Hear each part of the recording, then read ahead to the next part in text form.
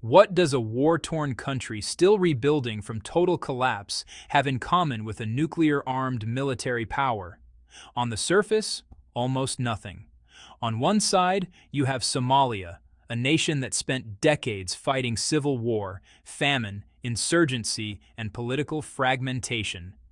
A country that, for years, barely had a functioning government. On the other side, you have Pakistan, a nuclear-armed state with one of the largest militaries in the Muslim world and a growing defense industry. They exist in completely different worlds, and yet they just connected in a way that could reshape power dynamics in the Horn of Africa. Because when Somalia decided it needed fighter jets, it didn't call Washington. It didn't turn directly to Beijing. It didn't go knocking on Europe's door. It called Islamabad, and Islamabad answered with the JF-17 Thunder. That decision raises some big questions. Why would Somalia choose Pakistan over the United States or France? Why now, after decades of instability? And why the JF-17 specifically, a jet many people in the West barely talk about? This isn't just about buying aircraft. It's about strategy, it's about sovereignty, and it's about how smaller nations navigate a world dominated by bigger powers. Because when a rebuilding country makes a military move like this, it's never random, it's calculated. To understand that calculation, we need to go back to where Somalia has been and what it has been fighting to recover from. To understand why fighter jets matter, you have to understand just how far Somalia has had to climb. In 1991, the Somali state collapsed. The central government fell apart, and what followed wasn't just political instability. It was total fragmentation. Imagine a country where the referee leaves the field, the rule book disappears, and everyone starts fighting for control. That was Somalia in the 1990s. Warlords carved up cities. Rival militias fought street by street. Famine spread. International peacekeepers came and went. For years, Somalia didn't just lack an air force. It barely had a functioning government. Out of that chaos emerged Al-Shabaab, an al-Qaeda-linked insurgent group that learned to thrive in instability. While the world saw Somalia as broken, Al-Shabaab built networks, taxation systems, courts, and training camps, especially in rural areas where government control was weak. Fast forward to the last decade. Slowly and painfully, Somalia began rebuilding. A federal government re-established itself in Mogadishu. International partners stepped in to help stabilize the country. The African Union deployed peacekeeping forces. The United States provided training and counter-terrorism support. Turkey built infrastructure and trained Somali troops. The United Arab Emirates invested in security cooperation. Bit by bit, institutions returned. Elections were held. The Somali National Army expanded. But here's the problem. Rebuilding a government is one thing. Eliminating an entrenched insurgency is another. Al-Shabaab still carries out deadly attacks. It still controls or influences parts of rural Somalia. And it understands something critical. If it can survive long enough, it can outlast foreign support and wait for political fatigue. Somali ground forces have launched offensives. They've retaken towns. They've pushed militants back. But ground troops move slowly. Roads can be mined. Supply lines can be ambushed. Rural terrain offers cover. It's like trying to catch a shadow on foot. And that's where the realization hit Mogadishu. Ground power alone isn't enough. If Somalia wants to strike training camps deep in remote areas, if it wants to cut off supply routes before attacks happen, if it wants to respond within minutes instead of hours, it needs reach, it needs speed, it needs air power. And that leads us to the next critical question. Why does air superiority change everything in wars like this? In modern warfare, especially against insurgent groups, air power isn't just an advantage, it's a force multiplier. Think of it like this. If ground troops are your hands, air power is your eyes and your reach. It allows you to see farther, move faster, and strike before the enemy even knows you're coming. In counterinsurgency wars, that matters a lot. First, precision strikes. Insurgent groups like Al-Shabaab often operate from remote camps, hidden in forests, rural villages, or rugged terrain. Ground troops may take hours or days to reach them. A fighter jet can reach them in minutes. Second, supply interdiction. Militant groups rely on logistics, fuel, weapons, food, communication lines. Cut those off, and their operational tempo slows. Air patrols make it much harder to move freely. Third, rapid response. If a town is attacked, reinforcements by road can be delayed by ambushes or damaged infrastructure. Aircraft can respond almost immediately. That speed changes battlefield psychology. And that brings us to the fourth advantage: psychological dominance. When insurgents know aircraft are overhead, they can't gather in large numbers. They can't train openly. They can't move in convoys without risk.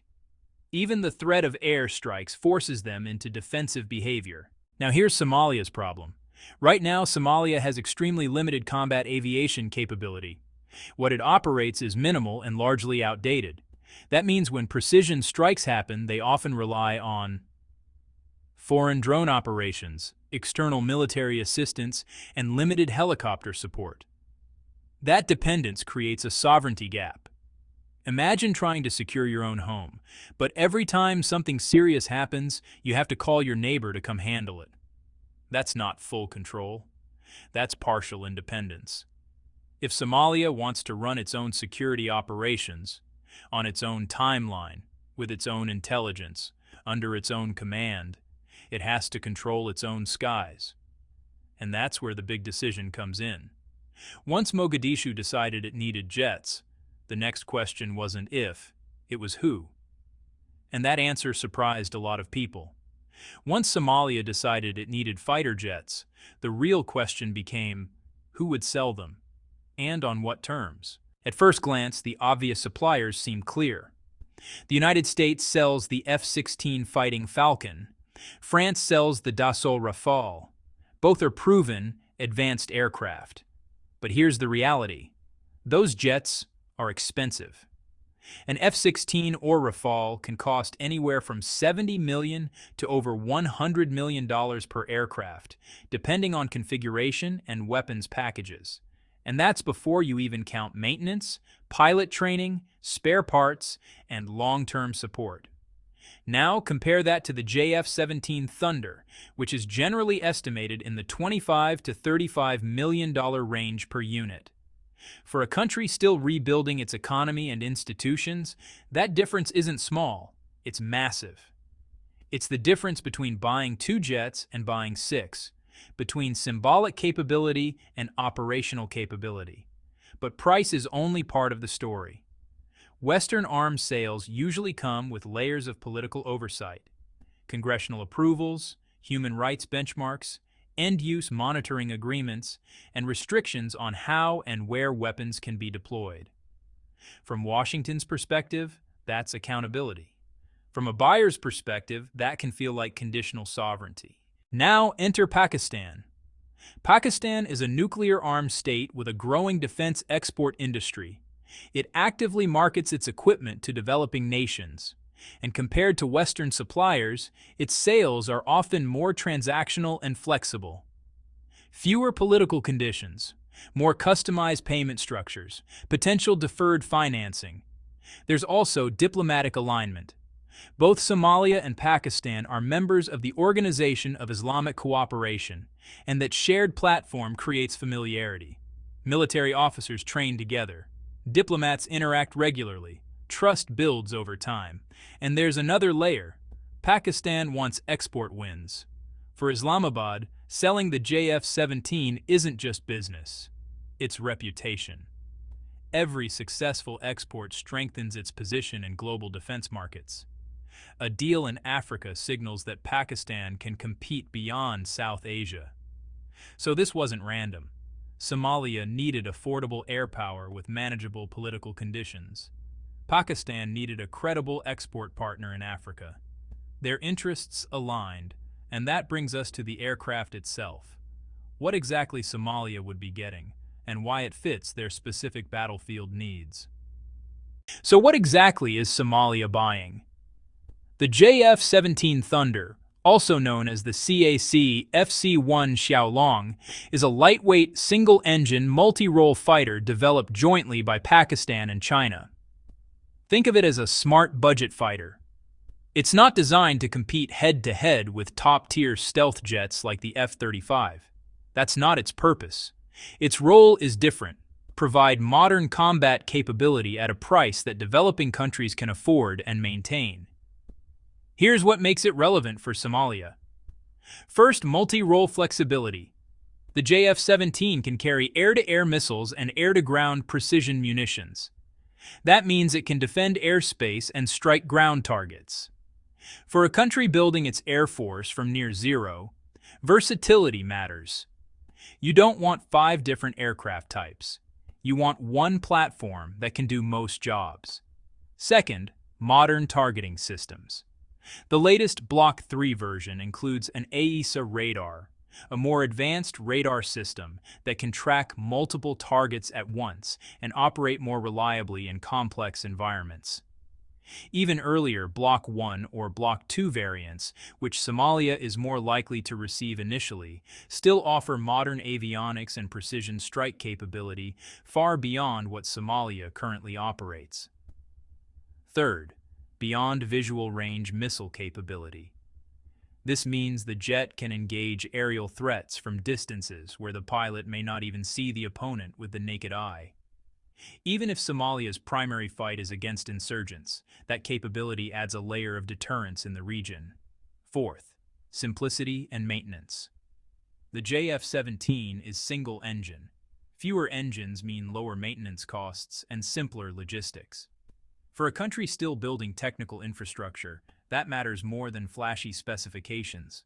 An aircraft is only useful if you can keep it flying. And this is key. Somalia likely won't receive the most advanced Block 3 package right away. It would probably start with earlier variants. But here's the important perspective. Somalia isn't trying to match superpowers. It's not trying to challenge advanced Western air forces. It's trying to counter insurgents hiding in remote terrain. Even older JF-17 variants give Somalia real close air support capability, faster strike response times, and independent operational control. It's like upgrading from a bicycle to a pickup truck. You're not building a Formula One car. You're getting something strong, reliable, and fit for the terrain you actually drive on. And once the hardware makes sense, the next question becomes even more interesting. How did this deal actually come together behind the scenes? Big defense deals don't happen overnight. They're built quietly, through meetings, visits, handshakes, and honestly, months of negotiation behind closed doors. In this case, Somali defense officials traveled to Pakistan. They didn't just look at brochures. They toured production facilities, including Pakistan Aeronautical Complex in Kamra, where the JF-17 Thunder is assembled. That matters. Seeing a production line in person builds confidence. It shows capacity. It shows that spare parts and maintenance pipelines are real, not just theoretical. But Pakistan didn't just offer aircraft. It offered a package: pilot training, ground crew instruction, maintenance partnerships, technical support, possibly even staggered payment options to ease financial pressure. For a country rebuilding its military institutions, buying jets without training would be like buying a hospital without doctors. The ecosystem matters as much as the machine. Now here's where it gets even more interesting. There are indications that Gulf states may play a quiet role in the financial side of this deal, particularly the United Arab Emirates and Saudi Arabia. Both countries have invested heavily in Somali stability, maintain strong military relationships with Pakistan, and have strategic interests in securing Red Sea trade routes. It's entirely possible that financing flows through channels connected to these regional powers. If that's true, then this isn't just a bilateral Somalia-Pakistan agreement. It becomes a small network of aligned interests, Somalia wants security autonomy. Pakistan wants export credibility. Gulf states want regional stability. When those interests overlap, deals become easier to structure. And once formal agreements are signed, letters of intent, procurement contracts, the message goes far beyond Mogadishu. Because fighter jets don't just change military capability, they change perception. And that perception is already being watched closely by neighboring countries and militant groups alike. When a country acquires fighter jets, it doesn't happen in a vacuum. Neighbors notice. The first country watching closely is Ethiopia. Somalia and Ethiopia have a long and complicated history, including past wars and ongoing political tensions. Relations have improved at times, but mistrust still exists. So when Somalia moves to rebuild its air force, Addis Ababa is going to pay attention. Even a modest fleet of modern jets shifts deterrence dynamics. It doesn't mean war is coming, but it does mean Somalia is no longer militarily one-dimensional. Air capability changes how neighbors calculate risk. It signals seriousness. Now shift to Al-Shabaab. For insurgent groups, air power is a major problem. It becomes harder to gather fighters in large numbers, train openly in rural camps, move weapons in convoys, or hold territory without being exposed. Air power forces insurgents to fragment, hide deeper, and operate more cautiously. That alone can reduce operational tempo. Even if jets don't eliminate the group overnight, they increase pressure on its leadership and logistics. Now widen the lens beyond Somalia. Other African militaries are watching. Countries like Nigeria, Sudan, and Chad face insurgencies and security challenges of their own. If Somalia successfully integrates the JF-17 and uses it effectively, that becomes a live demonstration, a proof of concept. And for Pakistan, that matters enormously. Every successful deployment strengthens its reputation as a serious defense exporter in Africa. There's also another player benefiting quietly: China. While Beijing isn't front and center in this deal, it co-developed the aircraft. The JF-17's success abroad expands China's defense footprint indirectly, without the diplomatic scrutiny that often comes with direct Chinese arms sales. So what looks like a simple purchase begins to look bigger. Somalia gains air power. Pakistan gains export credibility. China deepens influence. Regional players adjust calculations. The story is no longer local. It's geopolitical. And that leads to the final question: what does this deal really tell us about how power is shifting in the global arms market? Step back for a moment. This isn't just a story about Somalia buying fighter jets. It's a story about how the global arms market is changing. For decades, advanced Western countries dominated high-end military exports. If you wanted modern combat aircraft, you went to the United States or Europe. But that model comes with high prices, strict political conditions, and complex approval processes. Now a different pattern is emerging. Mid-tier powers, countries that are not superpowers but have strong industrial bases, are stepping into the gap.